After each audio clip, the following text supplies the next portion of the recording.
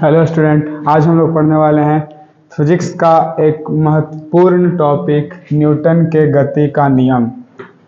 मतलब ये टॉपिक कह सकते हैं ऐसा है कि अगर आप किसी को कहते हैं कि हम फिजिक्स पढ़ के आ रहे हैं और कोई बूढ़े बुजुर्ग आदमी मिल जाते हैं तो उन्हें कुछ याद हो ना हो, लेकिन उनको ये ज़रूर याद होगा कि फिजिक्स में न्यूटन का गति का नियम पढ़ना होता है और आपसे वही पूछेंगे, चाहे आप किसी भी क्लास के स्टूडेंट हों। तो इसलिए ये नियम फिजिक्स का एक महत्वपूर्ण नियम है। तो सबसे पहले गति के नियम पर चर्चा करते हैं। गति का नियम दिया किसके द्वारा गया? Sir Isaac Newton. फिजिक्स के फादर कहे जाने वाले, भौतिकी के जनक कहे जाने वाले न्यूटन या सर आइजैक न्यूटन ने गति से संबंधित कुल कितने नियम?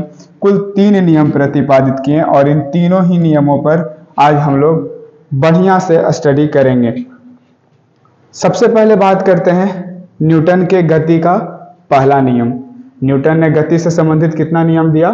3 नियम दिया। सर आइजैक न्यूटन ने गैलीलियो की धारणाओं के आधार पर गति के 3 नियम प्रतिपादित किए। कितने नियम प्रतिपादित किए? 3 नियम प्रतिपादित किए। सर आइजैक न्यूटन ने गैलीलियो की धारणाओं के आधार पर गति के 3 नियम प्रतिपादित किए। इन नियमों का आधार बिंदु गैलीलियो का जड़त्व नियम है, जिसे न्यूटन ने अपने गति के प्रथम नियम के रूप में प्रस्तुत किया। तो गति से संबंधित जो भी 3 नियम है, first law of motion, second law of motion और थर्ड लॉ ऑफ मोशन, ये तीनों अब हम यहाँ से आगे पढ़ने वाले हैं। तीनों ही बहुत ही इंटरेस्टिंग और एक समझने लायक टॉपिक है। थोड़ा सा अब पहले नियम पर अब हम लोग आते हैं। गति के कौन सा नियम? प्रथम नियम। हम लोग अब आ गए गति के प्रथम नियम पर, फर्स्ट लॉ ऑफ मोशन। गति का प्रथम नियम कहता है क्या? प्रथम नियम के अनुसार यदि कोई वस्तु विराम अवस्था में है, यदि कोई वस्तु विराम अवस्था में है तो वह विराम में ही रहना चाहेगी, और यदि वह गति अवस्था में है तो गति में ही रहना चाहेगी जब तक कि उस पर कोई बाह्य बल कार्य ना करे, या जब तक कि उस पर कोई बाहरी बल लगकर उसका अवस्था परिवर्तन ना करे। तो ये जो पहला नियम है कि जब तक कोई गति में है वह गति में ही रहेगी, जब तक, या विराम में है तो विराम में ही रहेगी जब तक कि उस पर कोई बाह्य बल कार्य ना करे। इस नियम को दिया था गैलीलियो ने। ये जो न्यूटन का पहला नियम है ये दिया गया था गैलीलियो के द्वारा। इसका पूरा नाम गैलीलियो गैलीली होता है, तो जिसको हम लोग गैलीलियो बोलते हैं। तो गैलीलियो के द्वारा दिया गया था ये नियम कि यदि कोई वस्तु गति कर रही है ना, तो वह मोशन में अगर है तो वह मोशन में ही रहेगी, और अगर रेस्ट में है तो रेस्ट की अवस्था में ही रहेगी जब तक कि उस पर क्या, कोई बाहरी बल ना लगे, कोई एक्सटर्नल फोर्स कार्य ना करे, तब तक वह अपने अवस्था को बनाए रखना चाहेगी। इस नियम को दिया था गैलीलियो ने, और इस नियम को जड़त्व का नियम कहा जाता है। इस नियम को जड़त्व का नियम या लॉ ऑफ इनर्शिया कहा जाता है। तो ये नियम तो दिया गैलीलियो के द्वारा गया था, लेकिन जैसे ही न्यूटन अपने नियम लेकर आते हैं तो अपने पहले ही नियम में गैलीलियो का नियम का चर्चा कर देते हैं कि यदि कोई वस्तु विराम में है या विराम अवस्था में है तो वह विराम अवस्था में ही रहेगी, और यदि वस्तु गति की अवस्था में है तो वह गति की अवस्था में ही रहेगी जब तक कि उस पर कोई एक्सटर्नल फोर्स, बाह्य बल लगकर उसकी अवस्था में परिवर्तन ना कर दे। यही हो गया हमारा क्या, गति का प्रथम नियम, या इस गति के प्रथम नियम को आप गैलीलियो का जड़त्व का नियम भी बोल सकते हैं, क्योंकि ये दिया गया था, जड़त्व का नियम दिया गया था गैलीलियो के द्वारा न्यूटन से भी पहले। तो आप इस गति के प्रथम नियम को क्या कह सकते हैं? गैलीलियो का जड़त्व का नियम भी कह सकते हैं। अब इसमें क्या बताया गया कि यदि गति में है तो गति में रहेगी, और विराम में है तो विराम में रहेगी जब तक कि उस पर कोई बाह्य बल ना लगे। तो अब इसके उदाहरण देखते हैं। इसका उदाहरण देखते हैं कि गति के प्रथम नियम से रिलेटेड हम लोग क्या क्या अपने दैनिक जीवन में देख रहे हैं। सबसे फर्स्ट उदाहरण इसका है,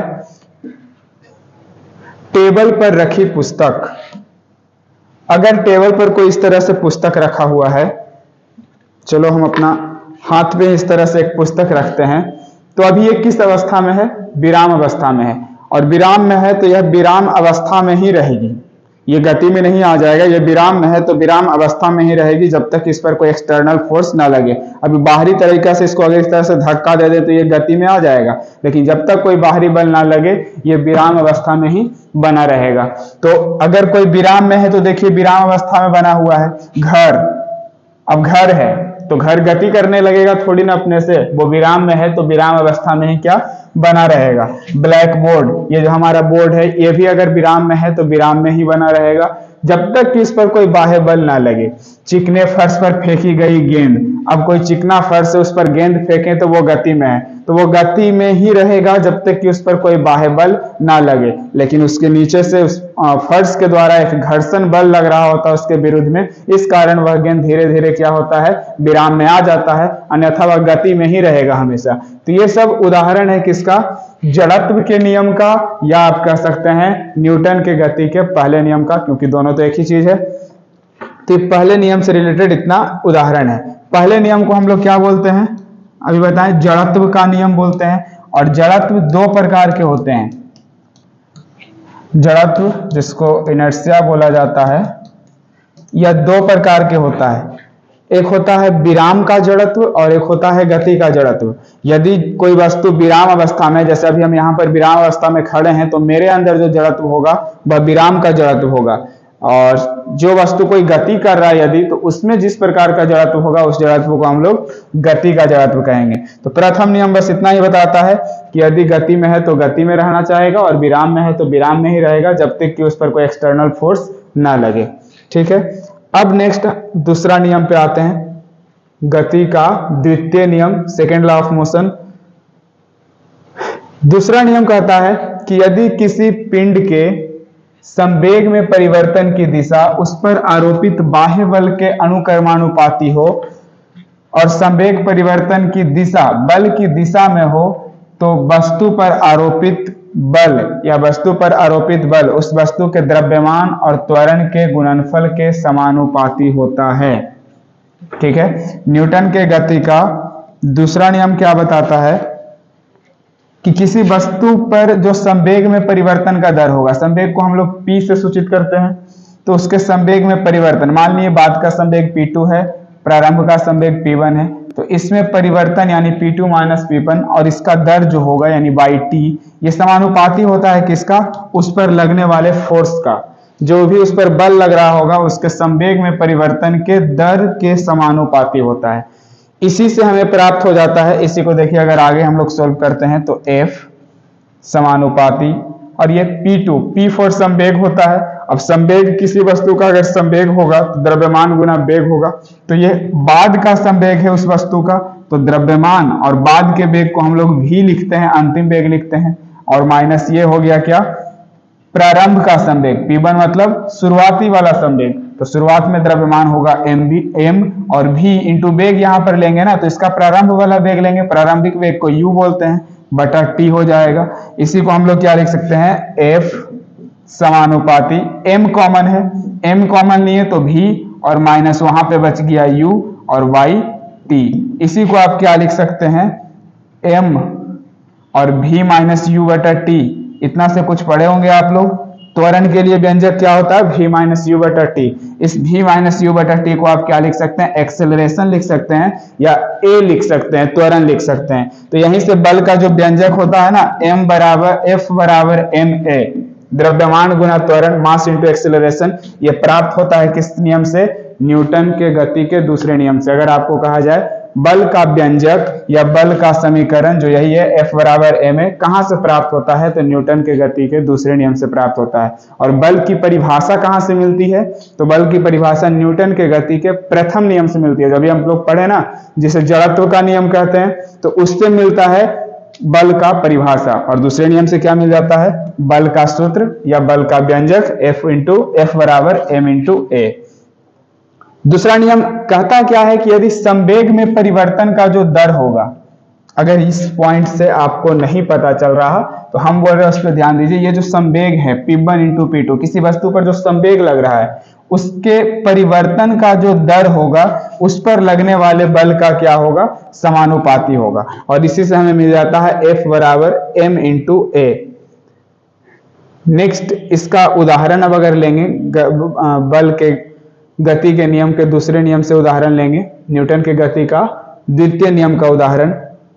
तो इसको समझिए। क्रिकेट की गेंद पकड़ते समय खिलाड़ी अपने हाथों को पीछे खींच लेता है। यह किसका उदाहरण है? न्यूटन के गति का दूसरा नियम का।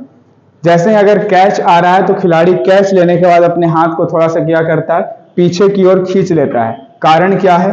क्योंकि जो वस्तु ऊपर से यानी गेंद जो ऊपर से आ रही है उसका जो वेग होगा और उसका जो द्रव्यमान होगा, जिसके गुणनफल को हम लोग संवेग कहते हैं, मोमेंट कहते हैं, वो अभी थोड़ा सा अधिक होगा। बहुत काफी वेग से आ रहा है तो अधिक होगा। और अगर आप ऐसे आ रहा है, आप ऐसे हाथ करके खड़ा है, हाथ पे डायरेक्ट आके गिरा तो डायरेक्ट गेंद क्या हुआ? रुक गया। यानी कुछ वेग से था, काफी वेग से था और अचानक से स्थिर अवस्था में आ गया। यानी v इसका जो u है, प्रारंभिक वेग है, वो तो काफी अधिक था, लेकिन हाथ पे आने के बाद आपका डायरेक्ट वो विराम अवस्था में आ गया, रेस्ट की अवस्था में आ गया, यानी उसका वेग शून्य हो गया।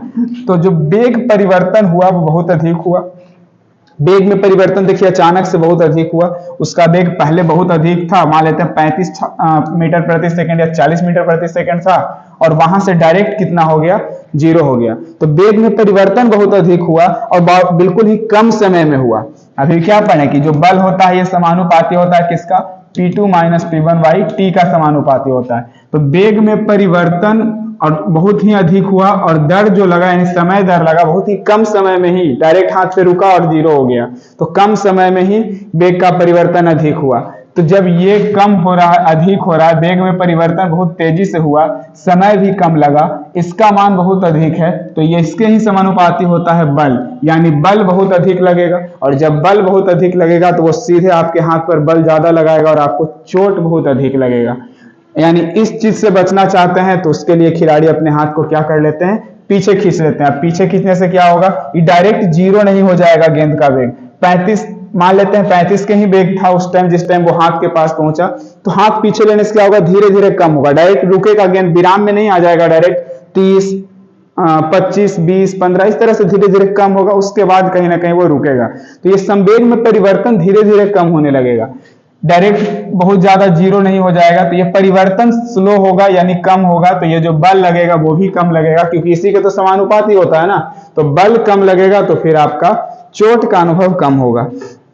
देखिए इसके बारे में तो अभी हम बता ही दिए, उसी के बारे में क्या लॉजिक दिया हुआ है। इसका कारण यह है कि यदि खिलाड़ी अपने हाथों को स्थिर रखकर गेंद को पकड़ता है तो गेंद को रोकने में अधिक समय लगता है, जिससे वेग परिवर्तन की दर भी अधिक होती है और गेंद को रोकने के लिए अधिक बल लगाना पड़ता है। जबकि गेंद खिलाड़ी अपने हाथों को गेंद की दिशा में पीछे की ओर खींचता है तो वेग परिवर्तन की दर कम हो जाता है और इससे गेंद रोकने के लिए कम बल लगाना पड़ता है, जिससे हाथ पर चोट नहीं लगता है। तो मेन रीजन क्या है कि आप बल कम लगेगा तो चोट का अनुभव भी कम होगा। ये दूसरे नियम का उदाहरण है, और इससे रिलेटेड और उदाहरण देखते हैं। एक तो हो गया क्रिकेट की गेंद पकड़ते समय, दूसरा देखिए बंदूक से निकली गोली शरीर में मतलब बंदूक से जो निकला हुआ गोली है उसका शरीर में घुस जाना। बंदूक से जो गोली निकला वो काफी वेग से निकल रहा है, उसका कुछ द्रव्यमान है तो उसका संवेग काफी अधिक है, और संवेग काफी अधिक है और किसी वस्तु के शरीर में इस तरह से कोई ऑब्जेक्ट है या क्या कोई बॉडी है, इसमें ये जो गोली आएगा ना वो काफी तेजी से आएगा, और इस तरह से जब ये काफी तेजी से जा रहा है और वो वहां पर जो बॉडी है ऑब्जेक्ट है वो तो स्थिर अवस्था में है, तेजी से उस पर बल लगाएगा और अधिक बल लगाने के कारण ही उसमें क्या कर जाएगा? प्रवेश कर जाएगा, घुस जाएगा। तो यह भी किसका उदाहरण है? दूसरे नियम का उदाहरण है। इसका और कई एग्जाम्पल यहाँ पर हम लोग 2 ही एग्जाम्पल लाए, लेकिन इसके अलावा भी हम और आपको एग्जाम्पल बताते हैं। जो ऊंची कूद के खिलाड़ी होते हैं, हाई जंप करने वाले जो प्लेयर्स होते हैं, वो स्पंजी गद्दे का प्रयोग करते हैं। वो डायरेक्ट मिट्टी पर क्यों नहीं कूद जाते हैं, या फिर बालू से भी बेटर क्या हो जाता है? स्पंजी गद्दे होते हैं। तो अगर वो डायरेक्ट इस तरह से मान लेते हैं हाई जंप है, इतना ऊंचाई से वो यहाँ से दौड़ के आता है, इतना ऊंचाई तक उछलता है 5 फीट 4 फीट, और उछलने के बाद वो डायरेक्ट जमीन पर अगर गिरे तो उसका भी जो संवेग है, उसके द्रव्यमान और वेग का जो गुणनफल है जिसको हम लोग संवेग बोलते हैं, वो डायरेक्ट कम हो जाएगा। यानी जमीन पे टकराते ही उसका संवेग पहले कुछ था और फिर डायरेक्टली 0 हो जाएगा। यानी संवेग में परिवर्तन बहुत तेजी से होगा। बहुत अधिक मान से सीधा 0 पे आ जाएगा। तो फिर वही बात हो जाता है, संवेग में परिवर्तन अधिक तेजी से होगा तो बल भी क्या लगेगा, अधिक लगेगा। और बल लगने का मतलब यहाँ पे समझ रहे हैं ना, उस प्लेयर को चोट बहुत अधिक लगेगा। यहाँ पे बल का मतलब वही हुआ, अब जमीन बल लगाएगा उस पर तो चोट ही लगेगा ना। तो ये उदाहरण हो गया इसका। इसके अलावा अगर हम लोग देखते हैं इस तरह से, अगर कोई जमीन है जो नॉर्मल सा जमीन है, एक मिनट,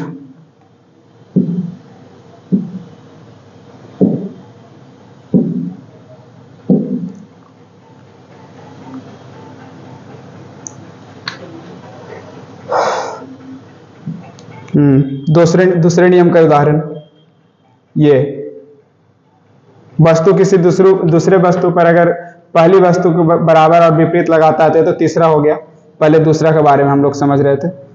तो यहां से जो भी बल लगेगा, अगर संवेग में परिवर्तन तेजी से हुआ, बस इतना याद रखेंगे। अभी जो हम लोग फॉर्मूला पढ़े, क्या F होता है जो सीधा समानुपाती होता है P2 - P1 और उसके दर का, यानी संवेग में परिवर्तन के दर का सीधा समानुपाती होता है। अगर ये ढंग से इसका मान तेजी से घटा, यानी इसका परिवर्तन तेजी से हुआ, तो लगने वाला बल भी क्या रहेगा, अधिक रहेगा। और अगर इसका परिवर्तन कम हुआ तो लगने वाला बल भी क्या होगा, कम होगा। किसका उदाहरण हुआ ये सब, जो कुछ भी अभी हम बता रहे हैं, ये गति के नियम का दूसरे नियम का उदाहरण हुआ।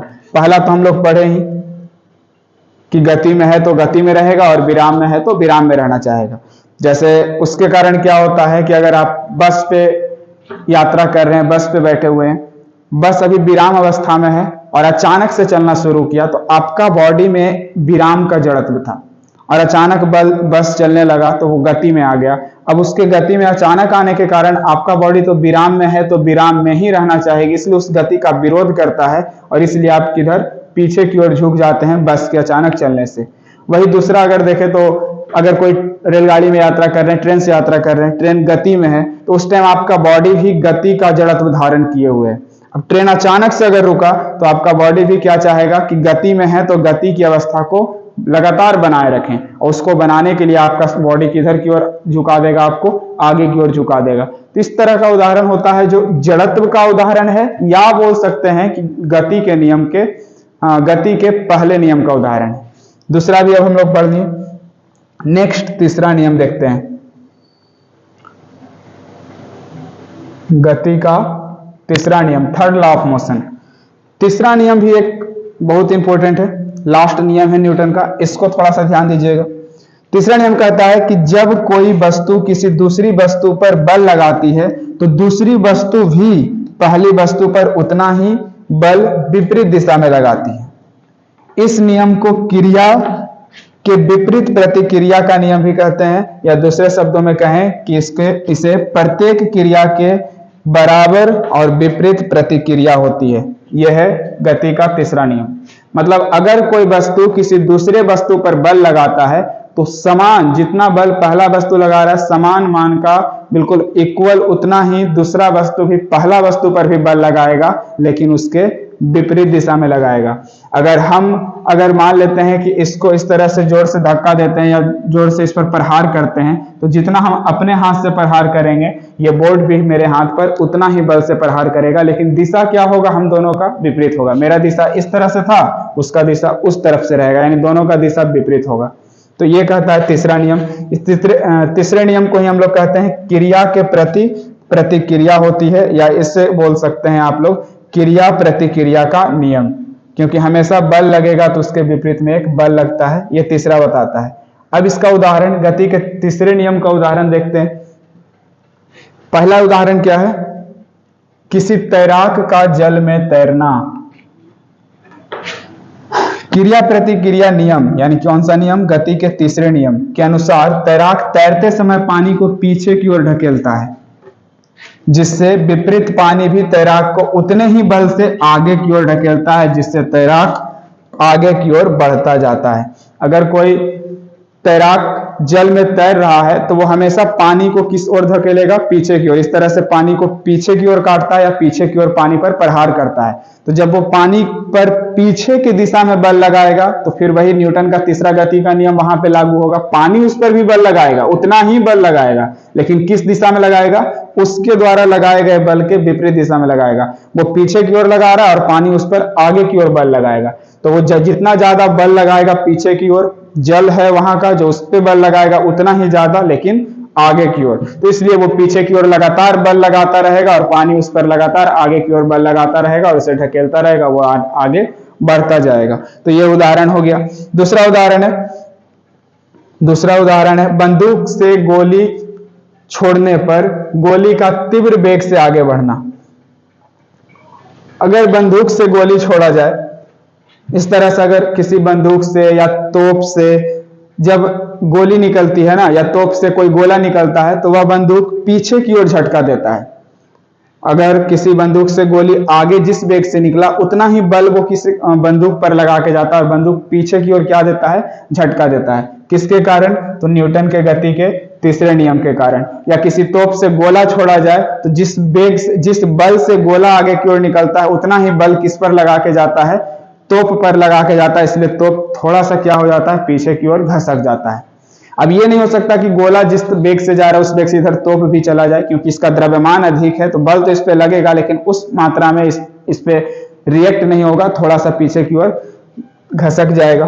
तो ये है तीसरा नियम का उदाहरण। और भी उदाहरण क्या है? मनुष्य द्वारा जमीन पर चलना। आप जमीन पर चलते समय भी क्या करते हैं? जमीन पर बल लगाते हैं, जमीन आप पर बल लगाता है। आप इस तरह से पैर जमीन पर मारे तो जमीन आपके ऊपर बल लगाया, जिसके कारण आप लगातार आगे की ओर बढ़ते जाएंगे। तो ये नेक्स्ट तीसरा एग्जाम्पल हो गया। इस तरह के उदाहरण। अब दूसरा इसमें बात क्या है कि अगर इससे कुछ हम प्रश्न करते हैं, तीन नियम, तीनों नियम आपको अभी हम बताएं, इससे रिलेटेड अगर कुछ प्रश्न करते हैं, अगर कहा जाए कि न्यूटन के कौन सा नियम जड़त्व के नियम से संबंधित है, तो अभी कौन सा नियम पढ़े थे जो जड़त्व से रिलेटेड था?